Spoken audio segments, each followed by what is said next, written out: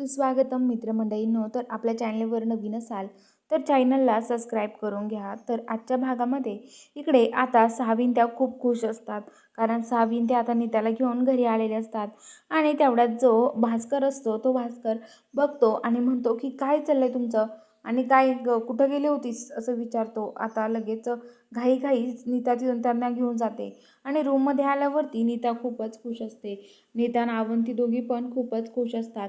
आणि आता त्या लगेच तिथे एकमेकीला म्हणतात, त्या लगेच अवंती आणि नीता एकमेकीला मिठी मारतात. आणि आता मिठी मारल्यावरती त्या म्हणत असतात की हे बघा, आता आपलं खरंच खूप भारी झालं आहे, सावी पहिल्यांदा आम्ही एवढं खुश आहोत असं म्हणतात. आणि सावी त्या बाहेर येतात आणि त्या बोलत असतात तिथे.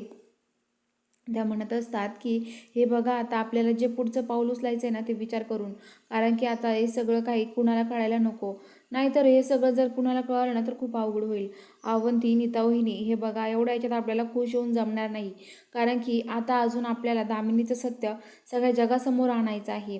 तर आता लगेच नीता म्हणते की हो ना, मी पहिल्यांदाच आईच्या चेहऱ्यावर एवढं भीती बघितली आहे, एवढी भीती मी अजूनपर्यंत कधीच बघितली नव्हती. त्या मला स्वतःला एवढं घाबरलं ना याचं मला आश्चर्य वाटत आहे असं म्हणते. तेवढ्यात आता सावी म्हणते की हो, पण आपलं सत्य पकडलं गेलं नाही पाहिजे असं म्हणतात. आणि तेवढ्यात ही जी आहे ती ऐकते, पकडलं नाही गेलं पाहिजे. ती म्हणते काय पकडलं नाही गेलं पाहिजे. आणि ती घाईघाई तिथे येते आणि विचारते काय चाललंय तुमचं, आणि काय बोलत होता तुम्ही असं विचारते. तर आता लगेच सावी म्हणते की काही नाही, आता दामिनीला बोलवून घेते. म्हणते आत्या आत्या, बघितलं का, हे काहीतरी बोलत होत्या, पकडलं नाही गेलं पाहिजे असं काहीतरी म्हणत होत्या. तर आता ती म्हणते काय म्हणत होतं तुम्ही, पकडलं नाही गेलं पाहिजे, काय सांगत होत लवकर सांगा. तर आता लगेच ती म्हणते की काही नाही. तर आता त्या पूर्ण घाबरून गेलेल्या असतात. तर चला बघूया आता पुढील भागामध्ये नक्की काय ट्विस्ट असणार आहे. खरंच सावीचं सत्य कळेल का दामिनीला, हे बघायला चॅनलला सबस्क्राईब करा.